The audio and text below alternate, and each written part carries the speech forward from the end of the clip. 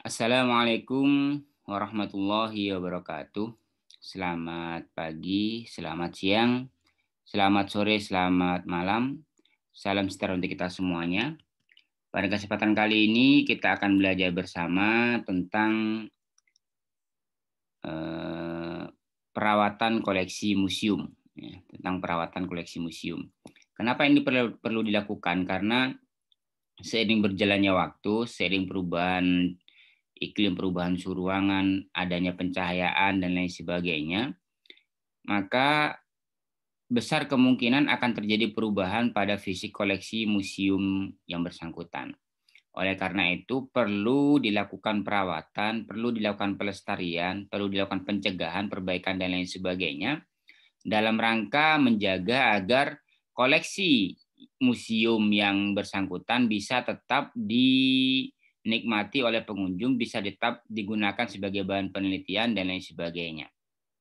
Nah, berkaitan dengan perawatan koleksi museum, ada beberapa istilah yang seringkali dirancukan, ya, yang seringkali tumpang tindih pengertiannya antara yang satu dengan yang lainnya.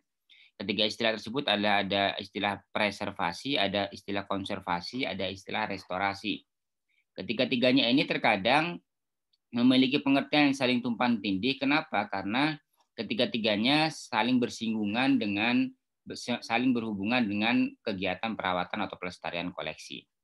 Akan kita bahas satu persatu. Yang pertama adalah terkait preservasi.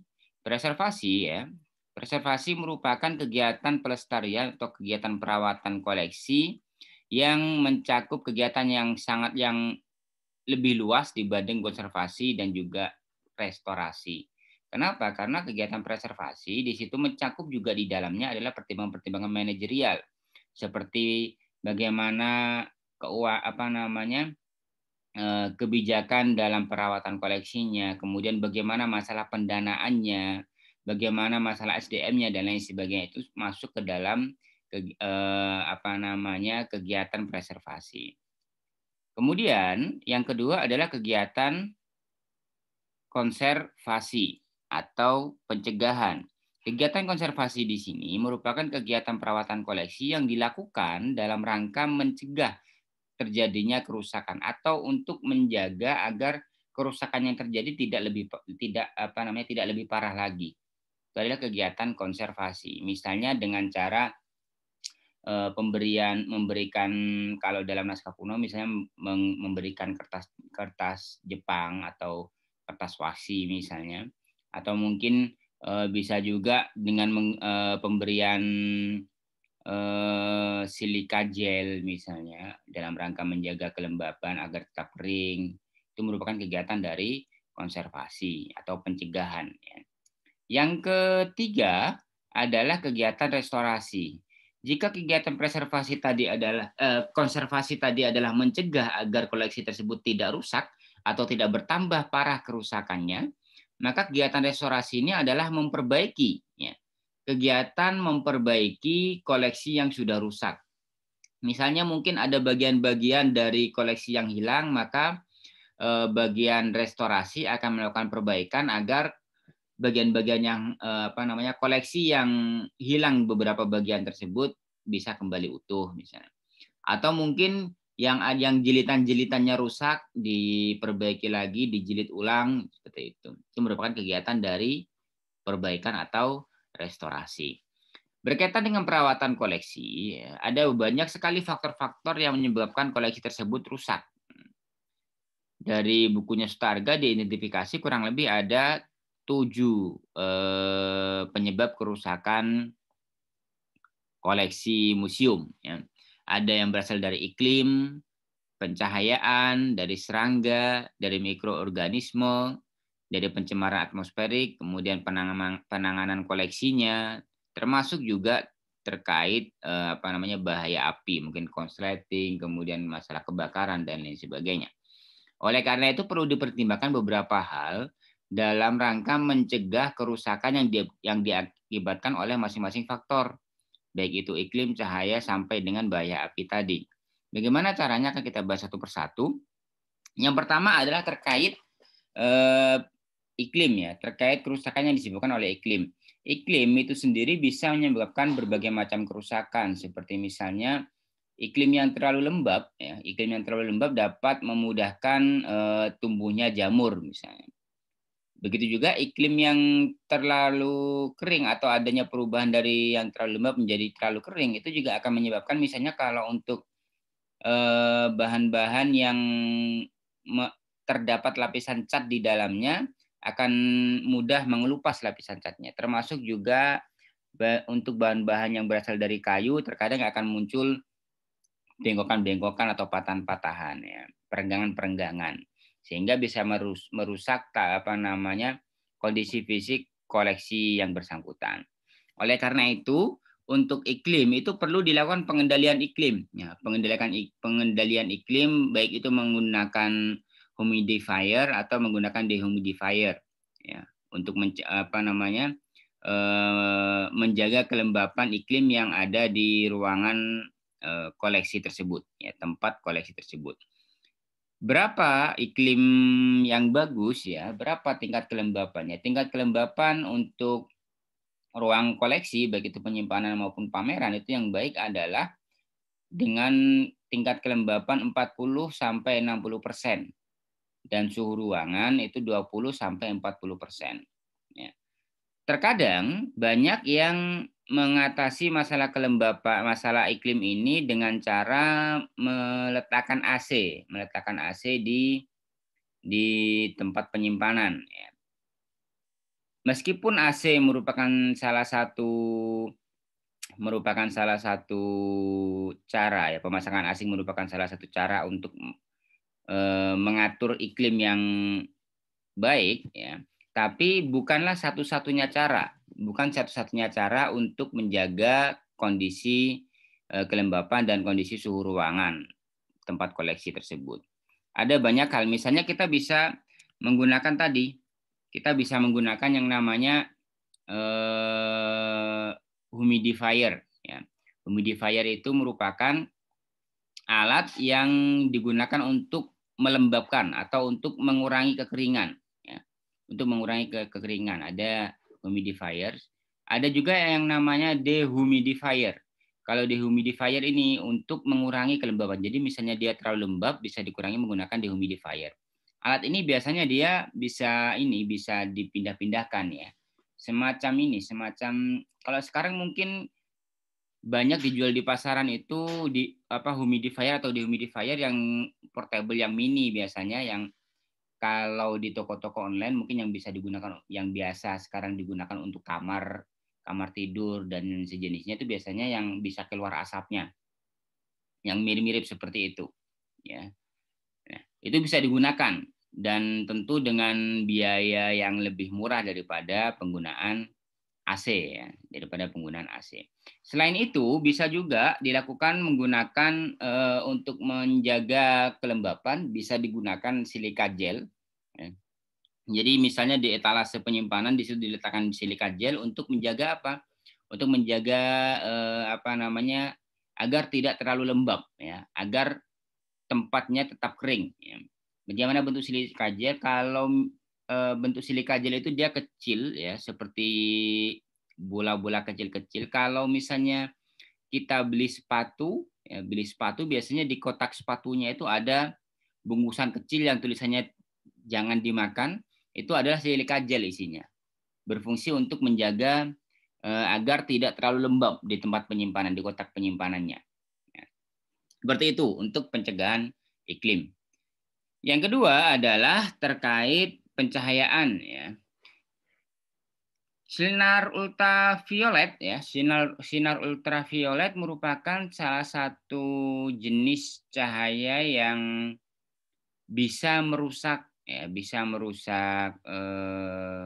koleksi museum. Termasuk adanya sinar infrared atau inframerah juga bisa merusak museum. Oleh karena itu, kita harus menghindari dua hal tersebut. Setidaknya hindari pemaparan terkenanya cahaya langsung. Ya, cahaya matahari langsung. Jadi koleksi museum tidak boleh terkena cahaya matahari langsung. Selain itu, bisa juga misalnya menghindari untuk sinar ultraviolet ini kan tidak hanya dihasilkan oleh cahaya matahari, terkadang meskipun ruangannya tertutup, tetap saja sinar ultraviolet dan bisa mengenai koleksi. Dari mana? Dari lampu yang digunakan, dari lampu yang digunakan. Oleh karena itu, beberapa lampu yang dijual di pasaran itu memiliki tingkat pendaran sinar ultraviolet yang cukup tinggi. Misalnya seperti lampu tungsten. Lampu tungsten itu kalau sekarang banyak digunakan di kafe-kafe, lampu yang warnanya kuning seperti itu. Ya. Selain dapat menyebabkan suhu ruangan yang meningkat, ya, jadi lampu tungsten itu lebih panas daripada lampu biasa. Lampu tungsten juga bisa menyebarkan sinar ultraviolet, radiasinya lebih tinggi daripada lampu yang fluoresen, yang kalau lampu yang disarankan itu adalah lampu yang seperti dilapisi oleh lapisan putih susu. Itu lebih disarankan daripada lampu yang berwarna kuning yang langsung bening seperti itu. Itu terkait pencahayaan, ya, itu terkait pencahayaan. Oleh karena itu perlu diperhatikan betul bagaimana kondisi pencahayaan. Bahkan di beberapa museum untuk pencahayaan di koleksi biasanya menggunakan pantulan cahaya, bukan cahaya langsung dari lampu. Jadi lampunya biasanya akan disorotkan ke entah itu lapisan yang berwarna putih, ya, biasanya, sehingga nanti akan memedarkan cahaya yang lebih luas ke koleksi yang bersangkutan. Jadi diusahakan tidak terkena langsung cahaya lampunya. Kemudian masalah serangga, ya, masalah serangga ini tentu yang perlu diperhatikan adalah lebih baik melakukan langkah-langkah preventif atau pencegahan daripada melakukan pembasmian. Kenapa? Karena kalau preventif itu artinya kita mencegah agar koleksi tersebut tidak terhindar dari serangan serangga. Tapi kalau pembasmian artinya koleksi tersebut sudah sudah terpapar oleh serangga, entah itu sudah digerogoti, sudah dimakan serangga dan lain sebagainya. Misalnya kayu mudah sekali merupakan istilahnya merupakan makanan yang digemari oleh rayap misalnya. Daripada alih-alih membasmi rayap, akan lebih baik kita melakukan preventif, melakukan kegiatan pencegahan agar rayap tersebut tidak mendatangi koleksi.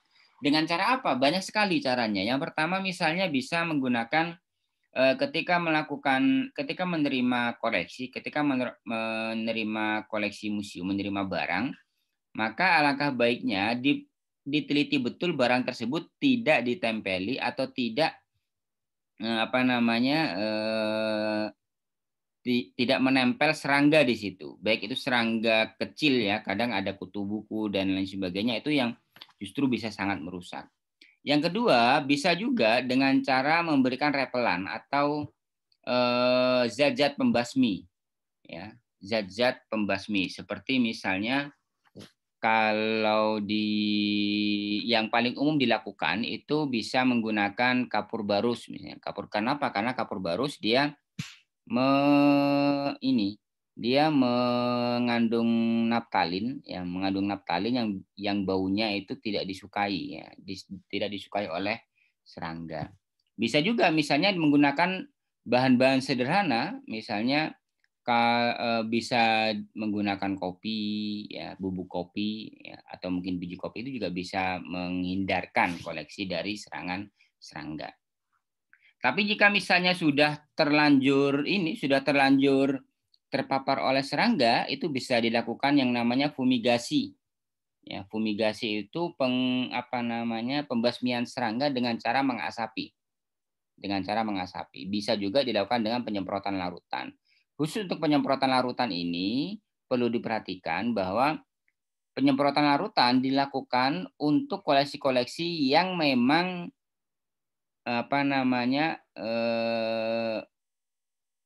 tidak mudah dipengaruhi oleh air. Misalnya penyemprotan jangan dilakukan pada koleksi yang berbahan kertas misalnya, atau pada lukisan misalnya. karena itu nantinya bisa mempengaruhi, justru akan merusak lukisan atau kertas itu sendiri. Lebih baik dilakukan pengasapan atau fumigasi kalau untuk benda-benda yang seperti itu. Selain itu yang perlu diperhatikan lagi ketika proses pengasapan ataupun penyemprotan, terutama yang pengasapan ya, itu fumigasi ini biasanya dilakukan menggunakan zat-zat kimia yang memang sangat beracun dan sangat berbahaya bagi manusia. Oleh karena itu, ya, disarankan ketika proses fumigasi, ruangan yang dilakukan fumigasi ini benar-benar tertutup rapat. Tidak boleh ada celah-celah udara yang nantinya mengakibatkan asap hasil fumigasi tadi itu keluar dari ruangan dan bisa terhirup. Kenapa? Karena itu sangat beracun. Beberapa museum mengatasinya dengan cara melakukan fumigasi per koleksi. Jadi ada beberapa koleksi atau satu-satu koleksi dimasukkan ke dalam kotak khusus untuk fumigasi, ya, sehingga tidak memerlukan ruangan yang cukup besar. Tapi jika ternyata mengharuskan seperti itu, maka dia harus benar-benar tutup rapat dan tidak boleh, mungkin harus dibiarkan dalam jangka waktu tertentu, mungkin entah itu 1 minggu mungkin, untuk memastikan bahwa zat-zat kimia yang dikeluarkan melalui asap tadi itu sudah hilang, seperti itu. Ya. Itu terkait pencegahan serangan serangga. Ya, jadi bisa melalui tindakan preventif maupun tindakan pembasmian. Kemudian berkaitan dengan yang atmosferik atau terkait atmosfer atau udara, itu bisa kalau misalnya polusi udara, misalnya dari debu dan lain sebagainya, itu bisa dilakukan pencegahan berupa pembuatan taman misalnya. Di beberapa museum ya, pembuatan taman di museum itu tidak hanya berfungsi untuk mempercantik saja, tetapi juga sebagai penyaring ya, penyaring polusi udara agar tidak semakin merambah ke ruang koleksinya. Di samping itu disarankan untuk tempat penyimpanan koleksi, baik itu ruang pameran ataupun ruang penyimpanan koleksinya, disarankan berada pada ruang penyimpanan yang tertutup. Kalaupun di situ bukan ruang penyimpanan tertutup, maka diusahakan jangan membiarkan bagian pintu yang langsung terhubung dengan dunia luar itu tetap terbuka. Kenapa? Karena itu untuk menghindari zat-zat lain yang terbawa oleh udara, untuk menghindari agar tidak langsung terkena koleksi. Ya. Seperti itu.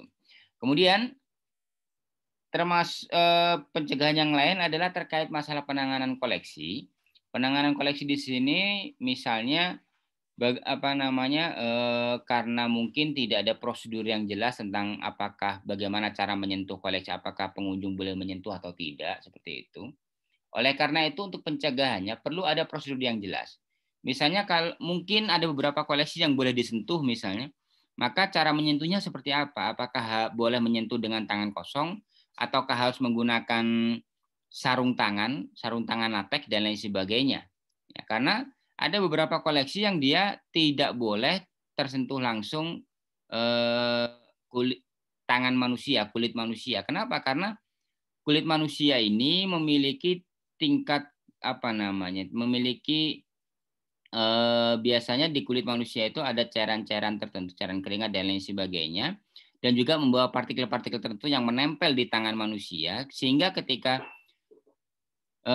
menyentuh koleksi dapat mengakibatkan terjadinya perubahan kimiawi dari koleksi yang bersangkutan. Oleh karena itu perlu dicegah dengan cara misalnya ada prosedur yang jelas tentang apa yang boleh dan apa yang tidak boleh dilakukan oleh pengunjung museum, termasuk juga prosedur bagaimana pengelolaan koleksinya, prosedur penyimpanannya, prosedur perawatannya dan lain sebagainya. Kemudian yang terakhir adalah terkait bahaya api. Yang paling umum dilakukan adalah menyediakan racun api, ya, menyediakan racun api di ruang koleksi. Untuk apa? Untuk merupakan pencegahan utama dalam rangka ini dalam rangka mengatasi kalau misalnya ada kobaran api di ruang koleksi museum. Ya. Itu mungkin terkait perawatan koleksi museum. Ya, kurang lebihnya mohon maaf. Semoga bermanfaat. Selamat pagi, selamat siang, selamat sore, selamat malam. Wassalamualaikum warahmatullahi wabarakatuh.